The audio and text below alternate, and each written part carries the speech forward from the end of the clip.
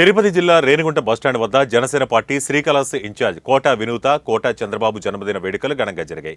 ముందుగా బాణాసంచా పేల్చి అనంతరం అభిమానులు జనసేన కార్యకర్తల నడుమ కేకును కట్ చేసి అన్నదాన కార్యక్రమం నిర్వహించారు. ఈ సందర్భంగా రేణిగుంట పట్టణ జనసేన నాయకులు మాట్లాడారు.